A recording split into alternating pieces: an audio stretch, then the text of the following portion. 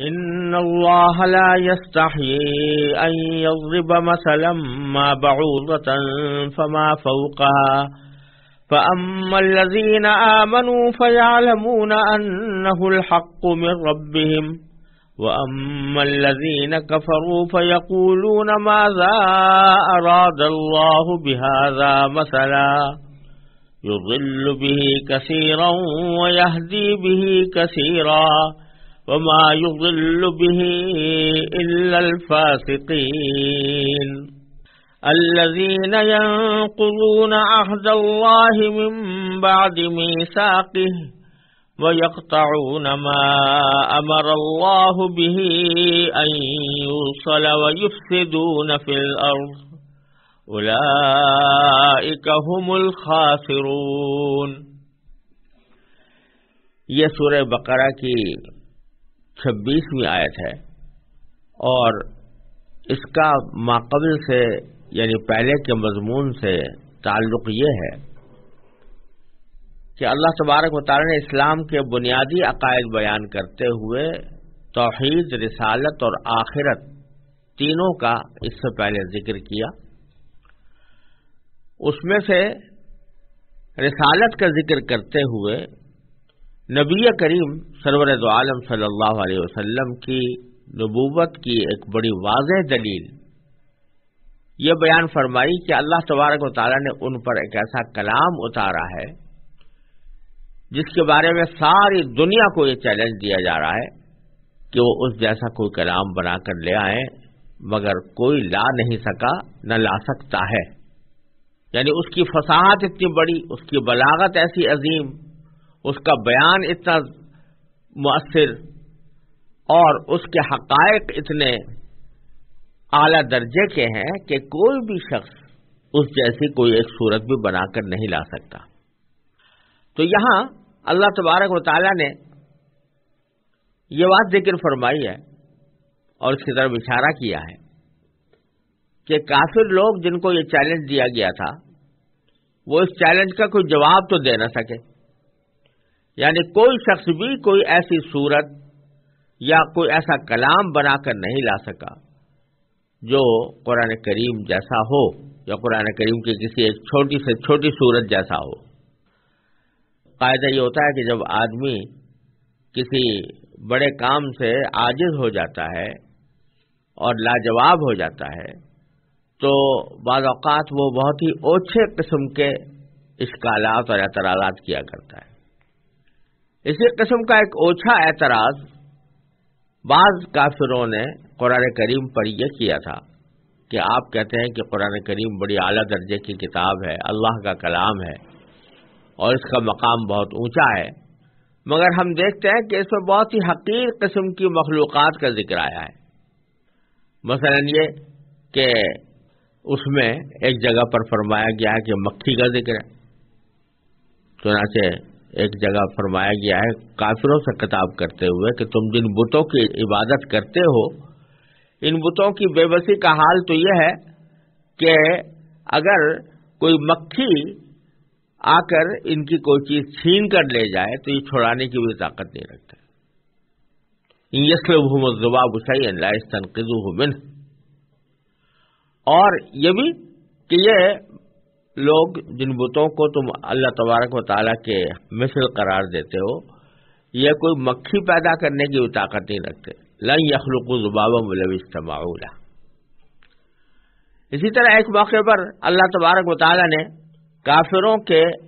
دلائل کو بودا اور کمزور بیان کرنے کے لیے ان کو مکڑی کی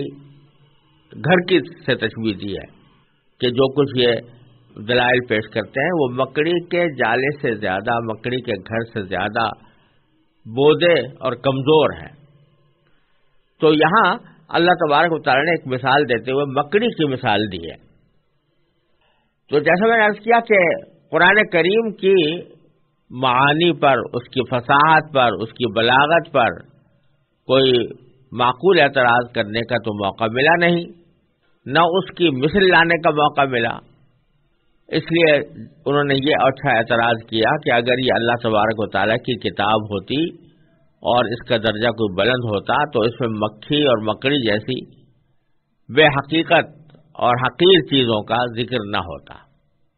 اور چونکہ اس میں مکھی کا ذکر آیا ہے یا مکڑی کا ذکر آیا ہے یا کسی اور حقیر مخلوق کا ذکر آیا ہے، تو اس لیے ہم اس کو اللہ کا کلام نہیں مان سکتے۔ اس کے جواب میں اللہ تبارک و تعالیٰ نے یہ آیت نازل فرمائی ہے جس کی میں نے ابھی تلاوت کی، اور اس کا ترجمہ یہ ہے کہ اللہ تبارک و تعالیٰ فرماتے ہیں کہ ان اللہ لا یستحیی ان یضرب مثلا ما بعوضۃ فما فوقہا، کہ بے شک اللہ اس بات سے نہیں شرماتا کہ وہ کسی بات کو واضح کرنے کے لیے کوئی بھی مثال دے، چاہے وہ مچھر جیسی معمولی چیز کی ہو یا کسی ایسی چیز کی جو مچھر سے بھی زیادہ معمولی ہو۔ اب جو لوگ مومن ہیں وہ خوب جانتے ہیں کہ یہ مثال ایک حق بات ہے جو ان کے پروردگار کی طرف سے آئی ہے۔ البتہ جو لوگ کافر ہیں وہ یہی کہتے ہیں کہ بھلا اس حقیر مثال سے اللہ کا کیا مطلب ہے۔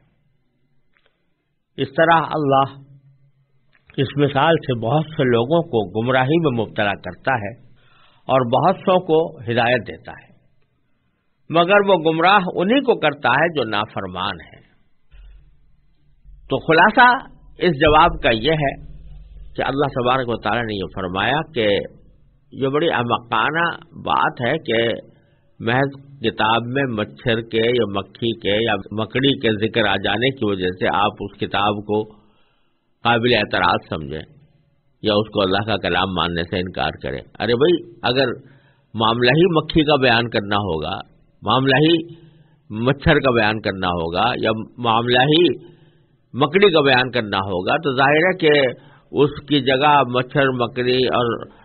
مکھی کی جگہ کوئی اور شیر اور بھیڑیا تو نہیں کہا جائے گا۔ جب مثال دی جا رہی ہے کسی حقیر چیز کی تو حقیر چیز ہی مثال میں بیان کی جائے گی۔ یہ تو نہیں ہو سکتا کہ مثال تو دی جا رہی ہے حقیر چیز کی یا معمولی چیز کی۔ حقیر تو اللہ تعالیٰ کی کوئی بھی مخلوق نہیں ہے، لیکن معمولی کہہ سکتے ہیں، تو کسی معمولی چیز کی مثال دینا مقصود ہے اور اس کی جگہ آدمی کوئی بڑی مخلوق کی مثال دے دے، یہ تو اور زیادہ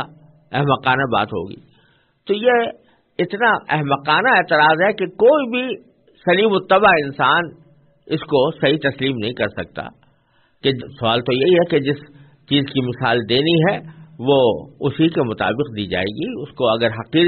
یا معمولی چیز کی مثال دینی ہے تو معمولی چیز ہی کا ذکر کیا جائے گا۔ اس سے نہ کلام کی فصاحت و بلاغت پہ کوئی اثر پڑتا ہے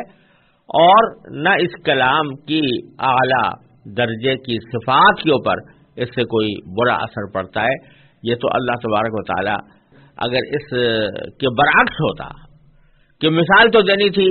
چھوٹی چیز کی اور ذکر چھوٹی چیز کا آنا تھا اور اس کی جگہ کوئی بڑی چیز کا ذکر کر دیا تو یہ زیادہ فصاحت و بلاغت کے خلاف بات ہوتی اور یہ زیادہ قابل اعتراض ہوتی۔ یہ بات موجودہ بات تو کوئی بھی قابل اعتراض نہیں ہے۔ یہ کچھ ایسی ہی بات ہے، ایسے ہی اعتراض ہے جیسے کہ ایک لطیفہ مشہور ہے کہ کوئی شخص دوسرے کے پاس گیا تھا کہ قرآن کریم کا ایک نسخہ میرے لیے تیار کر دو۔ وہ اچھا کاتب تھا تو اس نے قرآن کریم کا نسخہ تیار کیا اور جب نسخہ تیار کر کے اس کو دیا تو اس نے عجیب معاملہ دیکھا کہ جہاں جہاں شیطان کا لفظ آیا تھا اس نے شیطان کی جگہ کسی پیغمبر کا نام لکھ دیا، یا کسی جگہ جہاں جہاں کافر کا ذکر آیا تھا تو کافر کی جگہ مسلم لکھ دیا۔ تو جب یہ کیا حرکت کی ہے تو کہنے لگا کہ جی اللہ کا تعالیٰ کا کلام ہے، اس میں شیطان کا ذکر نہیں ہونا چاہیے، اس لیے میں شیطان کی جگہ میں نے یہ مقدس نام لکھ دیے ہیں۔ تو یہ اعتراض کچھ اسی قسم کا تھا کہ یہ مکھی اور مچھر کا ذکر کیوں آ رہا ہے قرآن کریم میں۔ ایک معمولی عقل کا آدمی بھی اس کو صحیح تسلیم نہیں کر سکتا۔ یہ بات کہنے کے دوران اللہ تبارک و تعالی نے ایک اہم مسئلہ یہ بیان فرمایا ہے کہ اللہ اس کے ذریعے بہت سے لوگوں کو گمراہی میں مبتلا کرتا ہے اور بہت سوں کو ہدایت دیتا ہے، مگر گمراہ انہی کو کرتا ہے جو نافرمان ہے۔ بتلانا یہ مقصود ہے کہ اللہ تبارک و تعالیٰ کی یہ کتاب جو لوگوں کی رہنمائی کے لیے، ہدایت کے لیے آئی ہے، اس کا اصل مقصد تو یہی ہے کہ لوگوں کو ہدایت دے. لیکن جب لوگ ضد پر، ہر دھرمی پر آمادہ ہو جائیں اور اتنے اعلیٰ کلام کے مقابلے میں ایسے بیہودہ اعتراضات لگانے لگے ہیں اور انہوں نے اپنا ہر درمی کا طریقہ اختیار کر لیا ہو، تو پھر اللہ تبارک و تعالی اسی قرآن کے ذریعے ان کو گمراہی میں مبتلا کر دیتے ہیں. اسی لیے قرآن کریم کے بارے میں نبی کریم سرور دو عالم صلی اللہ علیہ وسلم نے ارشاد فرمایا ہے کہ القرآن حجت لک او علیک، یہ قرآن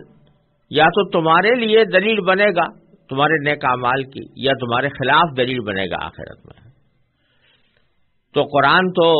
نازل ہو رہا تھا صدیق اکبر پر بھی، فاروق اعظم پر بھی، یعنی نازل ہو رہا تھا ان کے لیے بھی، ان کے سامنے پڑھا جا رہا تھا، اور صدیق اکبر کے لیے بھی، حضرت فاروق اعظم کے لیے بھی، عثمان غنی اور علی مرتضیٰ کے لیے بھی، اور رضی اللہ تعالیٰ عنہ اجمعین، اور سورہ تمام صحابہ کرام کے سامنے. لیکن ان حضرات کی تو ہدایت میں اضافہ کر رہا تھا، اور یہی قرآن ابو جہل اور ابو لہب اور دوسرے کافروں کے سامنے بھی پڑھا جا رہا تھا. مگر جو قرآن کریم کی آیتیں نازل ہوتی ان کی گمراہی میں اور اضافہ ہوتا. وجہ کیا ہے کہ پہلے قسم کے جو لوگ تھے انہوں نے اپنے دل کے دروازے حق کو قبول کرنے کے لیے بند نہیں کیے تھے، وہ طالب حق تھے، لہذا جب حق بات ان کے سامنے آئی تو انہوں نے بے تأمل ان کو قبول کر لیا. اور دوسرے قسم کے لوگوں نے یہ طے کر رکھا تھا یا قسم کھا رکھی تھی کہ ہمیں ایمان نہیں لانا. جب ایمان نہیں لانا تو ہر طرح کے اعتراضات اس کے اوپر کرنے ہیں. تو اسی قسم کا ایک اعتراض یہ بھی انہوں نے کیا تھا. اس لیے جب انہوں نے ہر درمی کا طریقہ اپنایا تو پھر اللہ تعالیٰ کی سنت یہ ہے کہ اس ہر درمی اور عناد کے نتیجے میں پھر اللہ تبارک و تعالیٰ ان کو گمراہی میں ہی پڑا رہنے دیتا ہے. یہی معنی ہے کہ اللہ تعالیٰ اس کے ذریعے بہت سوں کو تو ہدایت عطا فرماتا ہے اور بہت سوں کو گمراہی میں مبتلا کرتا ہے. لیکن ساتھ ہی فرما دیا کہ گمراہ انہی کو کرتا ہے جو نافرمان ہے، یعنی جو پہلے ہی سے یہ بات طے کیے بیٹھے ہیں کہ ہمیں بات ماننی نہیں ہے. تو ظاہر ہے جب انہوں نے خود وہ راستہ اختیار کر لیا تو اللہ تبارک و تعالیٰ بھی ان کو گمراہی میں پڑا رہنے دیتا ہے اور گمراہ کر دیتا ہے. لہذا اس سے سبق یہ مل رہا ہے کہ آدمی کو ہر وقت حق کا طالب رہنا چاہیے، اور ہر وقت اس کو یہ ذہن میں رکھنا چاہیے کہ مجھے حق کی ضرورت ہے، اور حق کی جو بات بھی میرے سامنے آئے گی میں اس کو قبول کروں گا. اور کسی ایک بات کے اوپر آدمی اس طرح جم کر بیٹھ جائے کہ کتنے ہی دلائل اس کے مقابلے پر لائے جا رہے ہوں اور وہ اس کو ماننے کے لیے تیار نہ ہو، قسم کھا کر بیٹھا ہوا ہو کہ میں اس کو مانوں گا نہیں، تو پھر اللہ بچائے یہ چیز اس کی گمراہی کا ذریعہ بن جاتی ہے اور اللہ تبارک و تعالیٰ اس کی وجہ سے گمراہ کر دیتا ہے. پھر اگلی آیتوں میں اللہ تبارک و تعالیٰ نے جو فرمایا تھا کہ صرف نافرمانوں ہی کو گمراہ کرتا ہے، تو اس نافرمانوں کی کچھ صفات بیان فرمائی. کوئی نافرمان لوگ کیسے ہوتے ہیں، تو وہ اگلی آیت میں ان کا بیان فرمایا ہے کہ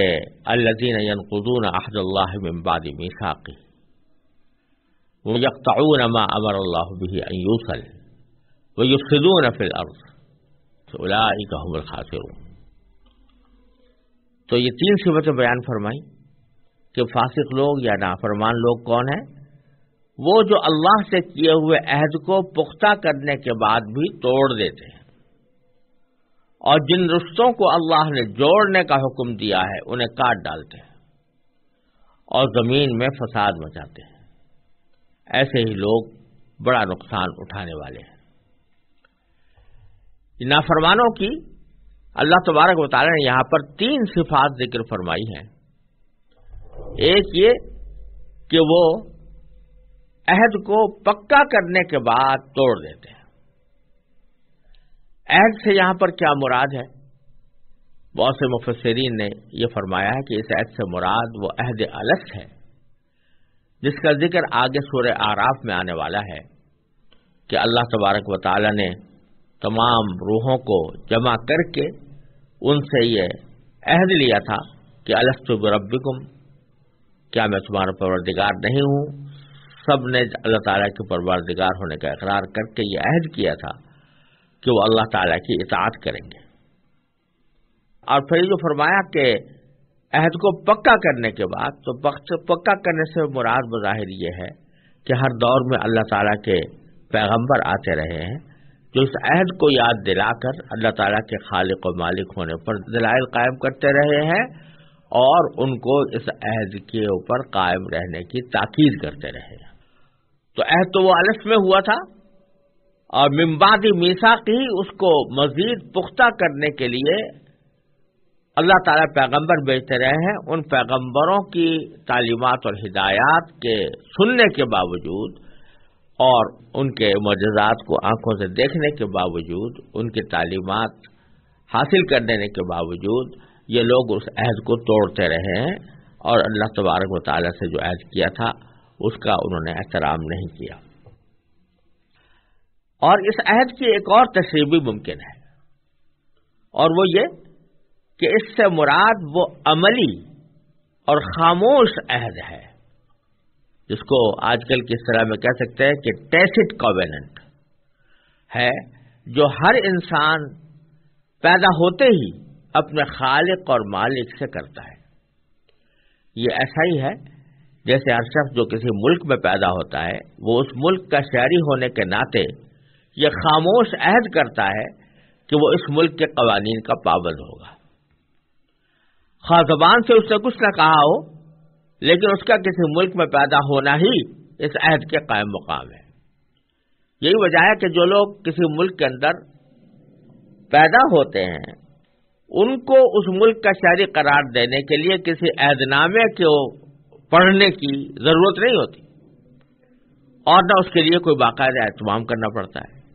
وہ پیدا ہو گئے تو بس خود بخود اس ملک کے شہری بن گئے۔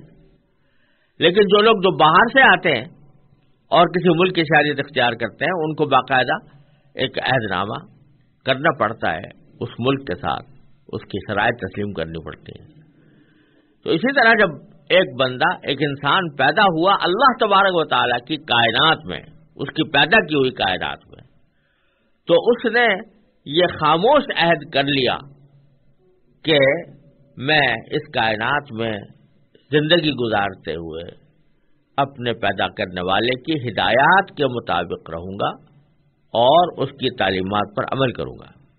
اس عہد کے لیے زبان سے کچھ کہنے کی ضرورت بھی نہیں۔ غالباً اسی وجہ سے اگلی آیت میں اللہ تعالیٰ نے فوراً یہ ارشاد فرمایا ہے کہ تم اللہ تعالیٰ کے ساتھ کفر کا طرز عمل آخر کیسے اختیار کر لیتے ہو، حالانکہ تم بے جان تھے، اسی نے تمہیں زندگی بخشی۔ یعنی اگر ذرا غور کرو تو تنہا یہ بات کہ کسی نے تمہیں پیدا کیا ہے تمہاری طرف سے یہ عہد و پیمان ہے کہ تمہارے لیے اس کی نعمتوں کا اعتراف اور اس کے بتائے ہوئے طریقے پر چلنا لازمی ہوگا، ورنہ یہ کون سی عقل اور کون سے انصاف کا تقاضا ہے کہ پیدا تو اللہ تعالیٰ کرے اور فرمانبرداری اس کے بجائے کسی اور کی جائے۔ پھر اس خاموش عہد کو مزید پختہ کرنے سے مراد یہ ہے کہ اللہ تعالیٰ اپنے پیغمبروں کے ذریعے متواتر تمہیں اس عہد کی یاد دہانی کراتا رہا ہے، اور ان پیغمبروں نے وہ مضبوط دلائل تمہارے سامنے پیش کیے ہیں جن سے یہ عہد مزید پختہ ہو گیا ہے کہ انسان کو ہر معاملے میں اللہ تعالیٰ کی اطاعت کرنی ہے۔ تو ایک صفت تو ان نافرمانوں کی یہ بیان فرمائی گئی ہے کہ یہ عہد کو پختہ کرنے کے باوجود توڑ ڈالتے ہیں، یعنی اللہ تبارک و تعالیٰ سے جو عہد کیا تھا کہ ہم آپ کی اطاعت کریں گے تو اطاعت نہیں کرتے، اللہ تعالیٰ کے حکم کی نافرمانی کرتے۔ اور دوسری صفت یہ بیان فرمائی کہ وَيَقْطَعُونَ مَا أَمَرَ اللَّهُ بِهِ أَن يُوصَلَ، کہ اللہ تعالیٰ نے جن رشتوں کو جوڑنے کا حکم دیا ہے یہ اس کو کاٹ ڈالتے ہیں۔ اس سے مراد رشتہ داروں کے وہ حقوق پامال کرنا ہے جنہیں صلہ رحمی کہا جاتا ہے۔ یہاں اگر دیکھا جائے تو اللہ تعالیٰ نے ان کافروں کی 3 صفات بیان فرمائی ہیں. ایک یہ کہ وہ اللہ سے کیا ہوا عہد توڑتے ہیں، دوسرا یہ کہ وہ رشتہ داروں کے حقوق پامال کرتے ہیں، اور تیسرا یہ کہ زمین میں فساد مچاتے ہیں. ان میں سے پہلی چیز اللہ تعالیٰ کے حقوق سے متعلق ہے، یعنی نہ وہ اللہ تعالیٰ کے بارے میں وہ عقیدہ رکھتے ہیں جو رکھنا چاہیے، اور نہ اس کی وہ عبادت کرتے ہیں جو ان پر فرض ہے. اور دوسری اور تیسری چیز کا تعلق حقوق العباد سے ہے. اللہ تعالیٰ نے مختلف رشتوں کے جو حقوق مقرر فرمائے ہیں ان کی ٹھیک ٹھیک ادائیگی سے ہی ایک پاکیزہ معاشرہ وجود میں آتا ہے. اگر ان رشتوں کو کاٹ کر باپ بیٹے، بھائی بھائی، شوہر اور بیوی ایک دوسرے کے حقوق پامال کرنا شروع کر دیں تو وہ خاندانی نظام تباہ ہو جاتا ہے جس پر ایک صحت مند تمدن کی بنیاد قائم ہوا کرتی ہے. لہذا اس کا لازمی نتیجہ زمین میں فساد کی صورت میں نکلتا ہے. اسی لیے قرآن کریم نے رشتوں کو کاٹنے اور زمین میں فساد مچانے کو سورہ محمد میں ایک ساتھ ملا کر ذکر فرمایا ہے. فَهَلْ عَصَيْتُمْ إِن تَوَلَّيْتُمْ أَن تُفْسِدُوا فِي الْأَرْضِ وَتُقَطِّعُوا أَرْحَامَكُمْ. تو اس طرح اللہ تبارک و تعالیٰ نے ان 3 صفات میں اس بات کی طرف اشارہ فرمایا ہے کہ یہ لوگ نہ تو حقوق اللہ ادا کرتے ہیں اور نہ حقوق العباد ادا کرتے ہیں، اور جو شخص حقوق اللہ اور حقوق العباد ادا نہ کرے وہ فساد مچانے والا ہے. یہ زمین میں فساد مچانا قرآن کریم نے متعدد مقامات پر ذکر کیا ہے، اور یہ ایک طرح سے اگر دیکھا جائے تو قرآن کریم کی ایک اصطلاح جیسی معلوم ہوتی ہے. زمین میں فساد مچانا یہ بہت سے معانی کے اندر آتا ہے، اس کے مصداقات بہت سارے ہیں، اور حقیقت اس کی یہ ہے کہ زمین اللہ تبارک و تعالیٰ کی پیدا کی ہوئی ہے، لہذا اس کا زمین کا اصل حق یہ ہے کہ اس زمین پر اللہ ہی کی عبادت کی جائے، اللہ ہی کے احکام پر عمل کیا جائے، اور اس زمین کے اندر اللہ تبارک و تعالیٰ کے بھیجے ہوئے پیغمبروں کی تعلیمات کو اپنے مشعل راہ بنایا جائے. اللہ تعالیٰ نے جن عبادتوں کا حکم دیا ہے وہ عبادتیں کی جائیں، جس طرح کے معاملات کرنے کا حکم دیا گیا ہے ویسے معاملات کیے جائیں، جیسے اخلاق اختیار کرنے کا حکم دیا گیا ہے ویسے اخلاق اختیار کیے جائیں. اگر زمین میں تمام انسان یہ کام کر رہے ہوں تو زمین کی پیدائش کا اصل مقصود حاصل ہو گیا. لیکن اگر کوئی شخص زمین کی پیدائش کے اس مقصد کی خلاف ورزی کرتا ہے، عبادت اللہ کی بجائے کسی اور کی کرتا ہے، اور معاملات میں حلال و حرام کی پرواہ نہیں کرتا، اللہ تبارک و تعالیٰ کے احکام کی رعایت نہیں رکھتا، اخلاق اس کے خراب ہیں، جن اخلاق کی اللہ اور اس کے رسول صلی اللہ علیہ وسلم نے تعلیم دی ہے وہ اخلاق اس نے اختیار نہیں کیے. معاشرت میں جن لوگوں کے ساتھ اللہ تبارک و تعالیٰ نے بھلائی کرنے کا حکم دیا ہے، مثلا والدین ہیں، بہن بھائی ہیں، رشتہ دار ہیں، ان کے ساتھ اس کے معاملات اچھے نہیں ہیں اور اخلاق اس کے خراب ہیں، تو یہ زمین کو استعمال جو کر رہا ہے وہ اس کے اصل مقصد میں استعمال نہیں کر رہا، بلکہ زمین کے مقصد کے خلاف اپنی زندگی گزار رہا ہے. اس لیے اس کا یہ عمل زمین میں فساد پھیلانا ہے. تو حقیقت میں عقائد، عبادات، معاملات، معاشرت، اخلاق، دین کے 5 شعبوں میں سے کسی شعبے کے اندر بھی اگر انسان غلط روش اختیار کرے اور روش بھی ایسی غلط اختیار کرے جس کا نقصان دوسروں کو بھی پہنچے تو وہ قرآن کریم کی اصطلاح میں فساد فی الارض ہے. لہذا یہاں پر اللہ تبارک و تعالیٰ کے حقوق اور بندوں کے حقوق دونوں کا ذکر کرنے کے بعد اللہ تبارک و تعالیٰ نے اس کو فرمایا کہ یہ فساد فی الارض کر رہے ہیں، کیونکہ زمین کو اللہ اور اللہ کے احکام کے مطابق جس مقصد کے تحت استعمال کرنا چاہیے تھا اس مقصد میں استعمال نہیں کر رہے، لہذا یہ فساد فی الارض ہے، یہ زمین میں فساد مچانے والے ہیں۔ پھر اللہ تبارک و تعالیٰ کا ایک اسلوب یہ ہے کہ جب کوئی حقیقت بیان فرماتے ہیں اور لوگوں کو کسی حقیقت کی طرف دعوت دیتے ہیں یا کسی حکم کا کسی کو پابند بناتے ہیں، تو صرف ایک قانونی انداز میں ایک حکم جاری کر دینے کا طریقہ نہیں ہے اللہ تبارک و تعالیٰ کا، کیونکہ اللہ تبارک و تعالیٰ جہاں حاکم ہے وہاں رب بھی ہے، پروردگار بھی ہے، رحیم و کریم بھی ہے، لہذا وہ صرف قانون جاری کر دینے پر اکتفا نہیں فرماتے، بلکہ قانون کے آگے پیچھے کوئی ایسا اسلوب بھی اختیار فرماتے ہیں جو نصیحت کا اسلوب ہوتا ہے، شفقت کا اسلوب ہوتا ہے اور بلانے والا ہوتا ہے، دل میں نرمی پیدا کرنے والا ہوتا ہے۔ چنانچہ اللہ تبارک و تعالیٰ نے اس کی اگلی آیت میں وہی اسلوب اختیار کرتے ہوئے کہ یہ جو ہم نے تمہیں 3 عقائد کی طرف دعوت دی ہے، ان کو سمجھو، عقل سے سمجھو اور ذرا غور کرو کہ اس کے خلاف جو تم نے راستہ اختیار کیا ہوا ہے وہ تمہارے لیے کتنا نامناسب ہے۔ چنانچہ فرمایا کیف تکفرون باللہ وکنتم امواتا فاحیاکم ثم یمیتکم ثم یحییکم ثم الیہ ترجعون، یعنی تم اللہ کے ساتھ کفر کا طرز عمل آخر کیسے اختیار کر لیتے ہو، حالانکہ تم بے جان تھے، اسی نے تمہیں زندگی بخشی، پھر وہی تمہیں موت دے گا، پھر وہی تم کو دوبارہ زندہ کرے گا اور پھر تم اسی کے پاس لوٹ کر جاؤ گے۔ یہ وہ ناصحانہ مشفقانہ انداز ہے کہ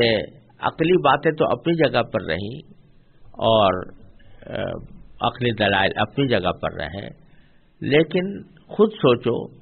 کہ تم خود یہ تسلیم کرتے ہو کہ تم بے جان تھے، اللہ تعالیٰ نے تمہیں زندگی بخشی اور موت آئے گی تو وہ بھی اسی کی طرف سے آئے گی، اور حقیقت تو یہ ہے کہ اس کے بعد پھر لوٹ کر تو اسی کے پاس جاؤ گے، تو پھر اللہ کے ساتھ کفر کا طرز عمل تم کیسے اختیار کر لیتے ہو؟ یہ ایک ناصحانہ اور مشفقانہ انداز میں یہ جملہ فرمایا۔ اور پھر اگلی آیت میں اللہ تبارک و تعالی نے اپنے ان انعامات کا ذکر کیا جو پوری انسانیت کے اوپر حاوی ہے۔ فرمایا هو الذی خلق لکم ما فی الارض جمیعا ثم استوى الى السماء فسواهن 7 سماوات وهو بكل شيء علیم، یعنی وہی ہے جس نے زمین میں جو کچھ ہے تمہارے لیے پیدا کیا،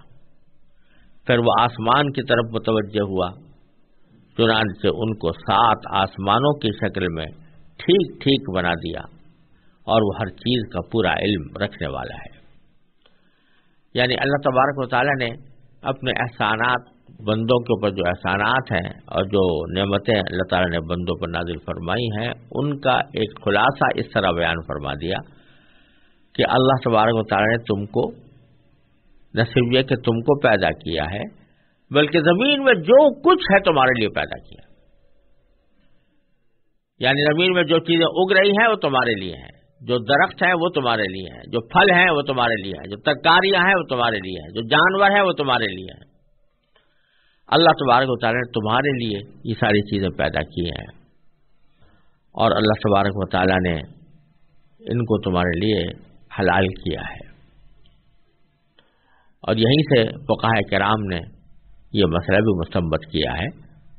کہ اس کائنات میں جتنی بھی چیزیں ہیں اللہ تبارک و تعالیٰ کی پیدا کی ہوئی ہیں، ان کا استعمال میں اصل یہ ہے کہ بندے کے لیے وہ حلال ہے، تا وقت ہے کہ کسی چیز کی حرمت کی کوئی دلیل نہ آ جائے، جب تک حرمت کا کوئی حکم نہ آ جائے، ناجائز ہونے کا حکم نہ آ جائے، یا قرآن کریم میں یا نبی کریم صلی اللہ علیہ وسلم کی احادیث میں، تو اس وقت تک ہم کسی چیز کو حرام نہیں کہہ سکتے، ناجائز نہیں کہہ سکتے، بلکہ چونکہ اللہ تعالیٰ نے زمین کی ساری چیزیں ہمارے نفع کے لیے پیدا کی ہیں، لہذا وہ اس وقت تک حلال رہیں گی جب تک کہ ان کے خلاف کوئی حلال ہونے کے خلاف کوئی دلیل ہمارے سامنے نہ آ جائے۔ تو اللہ تعالیٰ فرما رہے ہیں کہ زمین میں تو یہ حال ہے کہ ہم نے تمہارے لیے سب کچھ تمہارے لیے پیدا کیا،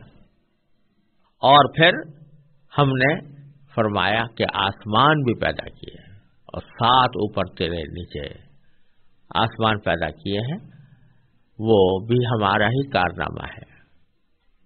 اور یہ مشرکین عرب بھی مانتے تھے کہ آسمان کو پیدا کرنے والا اللہ تعالیٰ ہے۔ تو جب یہ بات مانتے ہو تو پھر کیسے تمہارا دل اس بات پر آمادہ ہو جاتا ہے کہ اس کی عبادت کو چھوڑ کر کسی اور کی عبادت اور بندگی شروع کر دو؟ وَهُوَ بِكُلِّ شَيْءٍ عَلِيمٌ، اور وہ اللہ تعالیٰ ہر چیز کو خوب جاننے والا